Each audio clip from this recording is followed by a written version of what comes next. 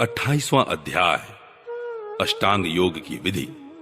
कपिल भगवान कहते हैं, माताजी, अब मैं तुम्हें सबीज योग का लक्षण बताता हूं, जिसके द्वारा चित्त शुद्ध एवं प्रसन्न होकर परमात्मा के मार्ग में प्रवृत्त हो जाता है।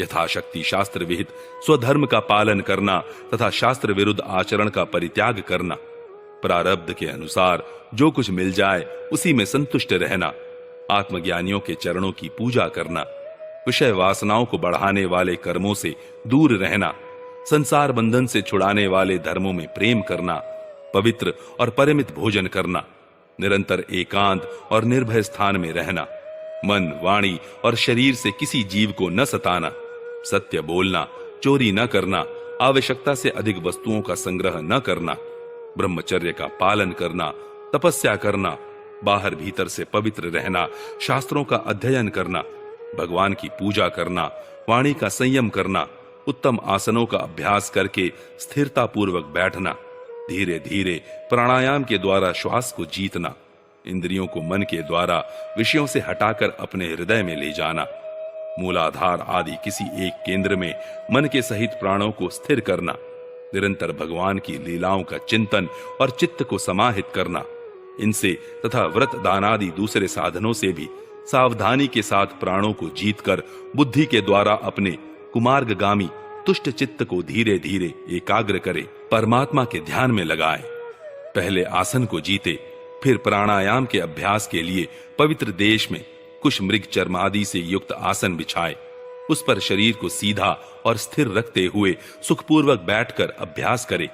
आरंभ में पूरक, कुंभक और रेचक क्रम से अथवा इसके विपरीत रेचक, कुंभक और पूरक करके प्राण के मार्ग का शोधन करे, जिससे चित्त स्थिर और निश्चल हो जाए। जिस प्रकार वायु और अग्नि से तपाया हुआ सोना अपने मल को त्याग देता है, उसी प्रकार जो योगी प्राण वायु को जीत लेता है, उसका मन बहुत शीघ्र शुद्ध हो जाता है। अतः योगी को उचित है कि प्राणायाम से वात पित्तादि जनित दोषों को, धारणा से पापों को, प्रत्याहार से विषयों के संबंध को और ध्यान से भगवद विमुख करने वाले राग द्वेषादि दुर्गुणों को दूर करे। जब योग का अभ्यास करते करते चित्त निर्मल और एकाग्र हो जाए, तब नासिका के अग्रभाग में दृष्टि जमाकर इस प्रकार भगवान की मूर्ति का ध्यान करे।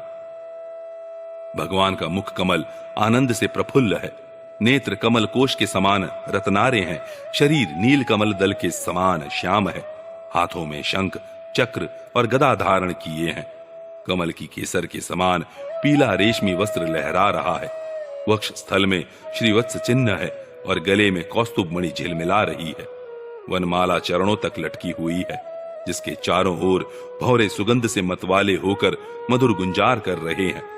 अंग प्रत्यंग में महामूल्य हार, कंकण, किरीट, भुजबंद और नुपुर आदि आभूषण विराजमान है। कमर में करधनी की लड़ियां उसकी शोभा बढ़ा रही हैं। भक्तों के हृदय कमल ही उनके आसन हैं। उनका दर्शनीय श्याम सुंदर स्वरूप अत्यंत शांत एवं मन और नयनों को आनंदित करने वाला है। उनकी अति सुंदर किशोर अवस्था है। वे भक्तों पर कृपा करने के लिए आतुर हो रहे हैं। बड़ी मनोहर झांकी है। भगवान सदा संपूर्ण लोकों से वंदित है। उनका पवित्र यश परम कीर्तनीय है और वे राजा बलि आदि परम यशस्वियों के भी यश को बढ़ाने वाले हैं। इस प्रकार श्री नारायण देव का संपूर्ण अंगों के सहित तब तक ध्यान करें जब तक चित्त वहां से हटे नहीं। भगवान की लीलाएं बड़ी दर्शनीय है, अतः अपनी रुचि के अनुसार खड़े हुए, चलते हुए, बैठे हुए, पौड़े हुए अथवा अंतर्यामी रूप में स्थित हुए उनके स्वरूप का विशुद्ध भाव युक्त चित्त से चिंतन करे। इस प्रकार योगी जब यह अच्छी तरह देख ले कि भगवद विग्रह में चित्त की स्थिति हो गई, तब वह उनके समस्त अंगों में लगे हुए चित्त को विशेष रूप से एक एक अंग में लगाए। भगवान के चरण कमलों का ध्यान करना चाहिए। वे वज्र, अंकुश, ध्वजा और कमल के मंगलमय चिन्हों से युक्त हैं तथा अपने उभरे हुए लाल लाल शोभामय नक्षचंद्र मंडल की चंद्रिका से ध्यान करने वालों के हृदय के अज्ञान रूप घोर अंधकार को दूर कर देते हैं। इन्हीं की धोवन से नदियों में श्रेष्ठ गंगा जी प्रकट हुई थी, जिनके पवित्र जल को मस्तक पर धारण करने के कारण स्वयं मंगल रूप श्री महादेव जी और भी अधिक मंगलमय हो गए। ये अपना ध्यान करने वालों के पाप रूप पर्वतों पर छोड़े हुए इंद्र के वज्र के समान है। भगवान के इन चरण कमलों का चिरकाल तक चिंतन करे। भव भयहारी अजन्मा श्री हरि की दोनों पिंडलियों एवं घुटनों का ध्यान करे, जिनको विश्व विधाता ब्रह्मा जी की माता सुरवंदिता कमल लोचना लक्ष्मी जी अपनी जांघों पर रखकर अपने कांतिमान कर किसलियों की कांति से लाड़ लड़ाती रहती हैं। भगवान की जांघों का ध्यान करें, जो अलसी के फूल के समान नील वर्ण और बल की निधि हैं तथा गरुड़ जी की पीठ पर शोभायमान है। भगवान के नितंब बिंब का ध्यान करें, जो एड़ी तक लटके हुए पीतांबर से ढका हुआ है और उस पीतांबर के ऊपर पहनी हुई सुवर्णमयी करधनी की लड़ियों को आलिंगन कर रहा है। संपूर्ण लोकों के आश्रय स्थान भगवान के उदर देश में स्थित नाभि सरोवर का ध्यान करें। इसी में से ब्रह्मा जी का आधारभूत सर्वलोकमय कमल प्रकट हुआ है।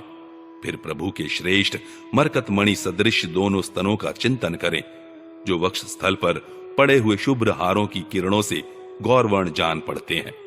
इसके पश्चात पुरुषोत्तम भगवान के वक्ष स्थल का ध्यान करें, जो महालक्ष्मी का निवास स्थान और लोगों के मन एवं नेत्रों को आनंद देने वाला है। फिर संपूर्ण लोकों के वंदनीय भगवान के गले का चिंतन करें, जो मानो कौस्तुभ मणि को भी सुशोभित करने के लिए ही उसे धारण करता है। समस्त लोकपालों की आश्रय भूता भगवान की चारों भुजाओं का ध्यान करें, जिनमें धारण किए हुए कंकणादि आभूषण समुद्र मंथन के समय मंदराचल की रगड़ से और भी उजले हो गए थे। इसी प्रकार जिसके तेज को सहन नहीं किया जा सकता, उस सहस्त्र धारों वाले सुदर्शन चक्र का तथा उनके कर कमल में राजहंस के समान विराजमान शंख का चिंतन करें। फिर विपक्षी वीरों के रुधिर से सनी हुई प्रभु की प्यारी कौमोद की गदा का, भौरों के शब्द से गुंजायमान वनमाला का और उनके कंठ में सुशोभित संपूर्ण जीवों के निर्मल तत्व रूप कौस्तुभ मणि का ध्यान करें। भक्तों पर कृपा करने के लिए ही यहां साकार रूप धारण करने वाले श्री हरि के मुख कमल का ध्यान करें, जो सुघड़ नासिका से सुशोभित है और झिलमिलाते हुए मकराकृत कुंडलों के हिलने से अतिशय प्रकाशमान स्वच्छ कपोलों के कारण बड़ा ही मनोहर जान पड़ता है। काली काली घुंघराली अलकावली से मंडित भगवान का मुखमंडल अपनी छवि के द्वारा भ्रमरों से सेवित कमलकोश का भी तिरस्कार कर रहा है और उसके कमल सदृश विशाल एवं चंचल नेत्र उस कमलकोश पर उछलते हुए मछलियों के जोड़े की शोभा को मात कर रहे हैं। उन्नत भ्रूलताओं से सुशोभित भगवान के ऐसे मनोहर मुखारविंद की मन में धारणा करके आलस्य रहित हो उसी का ध्यान करें। हृदय गुहा में चिरकाल तक भक्ति भाव से भगवान के नेत्रों की चितवन का ध्यान करना चाहिए, जो कृपा से और प्रेम भरी मुस्कान से क्षण क्षण अधिकाधिक बढ़ती रहती है, विपुल प्रसाद की वर्षा करती रहती है और भक्तजनों के अत्यंत घोर तीनों तापों को शांत करने के लिए ही प्रकट हुई है। श्री हरि का हास्य प्रतजनों के तीव्र से तीव्र शोक के अश्रु सागर को सुखा देता है और अत्यंत उदार है। मुनियों के हित के लिए कामदेव को मोहित करने के लिए ही अपनी माया से श्री हरि ने अपने भ्रूमंडल को बनाया है, उनका ध्यान करना चाहिए। अत्यंत प्रेमार्द्र भाव से अपने हृदय में विराजमान श्री हरि के खिलखिलाकर हंसने का ध्यान करे, जो वस्तुतः ध्यान के ही योग्य है तथा जिसमें ऊपर और नीचे के दोनों होठों की अत्यधिक अरुण कांति के कारण उनकी कुंदकली के समान शुभ्र छोटे छोटे दांतों पर लालिमा सी प्रतीत होने लगी है। इस प्रकार ध्यान में तन्मय होकर इनके सिवा किसी अन्य पदार्थ को देखने की इच्छा न करे। इस प्रकार के ध्यान के अभ्यास से साधक का श्री हरि में प्रेम हो जाता है, उसका हृदय भक्ति से द्रवित हो जाता है, शरीर में आनंदातिरेक के कारण रोमांच होने लगता है। उत्कंठा जनित प्रेमाश्रुओं की धारा में वह बारंबार अपने शरीर को नहलाता है और फिर मछली पकड़ने के कांटे के समान श्री हरि को अपनी ओर आकर्षित करने के साधन रूप अपने चित्त को भी धीरे धीरे ध्येय वस्तु से हटा लेता है। जैसे तेल आदि के चुक जाने पर दीप शिखा अपने कारण रूप तेजस तत्व में लीन हो जाती है, वैसे ही आश्रय विषय और राग से रहित होकर मन शांत ब्रह्माकार हो जाता है। इस अवस्था के प्राप्त होने पर जीव गुण प्रवाह रूप देहादि उपाधि के निवृत्त हो जाने के कारण ध्याता ध्येय आदि विभाग से रहित एक अखंड परमात्मा को ही सर्वत्र अनुगत देखता है। योगाभ्यास से प्राप्त हुई चित्त की इस अविद्या रहित लय रूप निवृत्ति से अपनी सुख दुख रहित ब्रह्म रूप महिमा में स्थित होकर परमात्म तत्व का साक्षात्कार कर लेने पर वह योगी जिस सुख दुख के भोक्तृत्व को पहले अज्ञानवश अपने स्वरूप में देखता था, उसे अब अविद्याकृत अहंकार में ही देखता है। जिस प्रकार मदिरा के मद से मतवाले पुरुष को अपनी कमर पर लपेटे हुए वस्त्र के रहने या गिरने की कुछ भी सुधि नहीं रहती, उसी प्रकार चर्मावस्था को प्राप्त हुए सिद्ध पुरुष को भी अपनी देह के बैठने उठने अथवा दैववश कहीं जाने या लौट आने के विषय में कुछ भी ज्ञान नहीं रहता, क्योंकि वह अपने परमानंदमय स्वरूप में स्थित है। उसका शरीर तो पूर्व जन्म के संस्कारों के अधीन है, अतः जब तक उसका आरंभक प्रारब्ध शेष है तब तक वह इंद्रियों के सहित जीवित रहता है। किंतु जिसे समाधि पर्यंत योग की स्थिति प्राप्त हो गई है और जिसने परमात्म तत्व को भी भलीभांति जान लिया है, वह सिद्ध पुरुष पुत्र कलत्रादि के सहित इस शरीर को स्वप्न में प्रतीत होने वाले शरीरों के समान फिर स्वीकार नहीं करता, फिर उसमें अहंता ममता नहीं करता। जिस प्रकार अत्यंत स्नेह के कारण पुत्र और धनादि में भी साधारण जीवों की आत्मबुद्धि रहती है, किंतु थोड़ा सा विचार करने से ही वे उनसे स्पष्टतया अलग दिखाई देते हैं, उसी प्रकार जिन्हें यह अपना आत्मा मान बैठा है, उन देहादि से भी उनका साक्षी पुरुष पृथक ही है। जिस प्रकार जलती हुई लकड़ी से, चिंगारी से, स्वयं अग्नि से ही प्रकट हुए धुएं से तथा अग्नि रूप मानी जाने वाली उस जलती हुई लकड़ी से भी अग्नि वास्तव में पृथक ही है, उसी प्रकार भूत, इंद्रिय और अंतःकरण से उनका साक्षी आत्मा अलग है तथा जीव कहलाने वाले उस आत्मा से भी ब्रह्म भिन्न है और प्रकृति से उसके संचालक पुरुषोत्तम भिन्न है। जिस प्रकार देह दृष्टि से जरायुज, अंडज, स्वदेज और उद्भिज चारों प्रकार के प्राणी पंचभूत मात्र हैं, उसी प्रकार संपूर्ण जीवों में आत्मा को और आत्मा में संपूर्ण जीवों को अनन्य भाव से अनुगत देखे।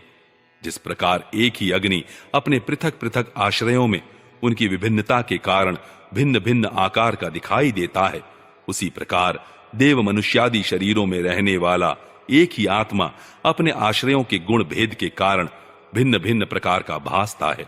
अतः भगवान का भक्त जीव के स्वरूप को छिपा देने वाली कार्य कारण रूप से परिणाम को प्राप्त हुई भगवान की इस अचिंत्य शक्तिमयी माया को भगवान की कृपा से ही जीतकर अपने वास्तविक स्वरूप ब्रह्म रूप में स्थित होता है।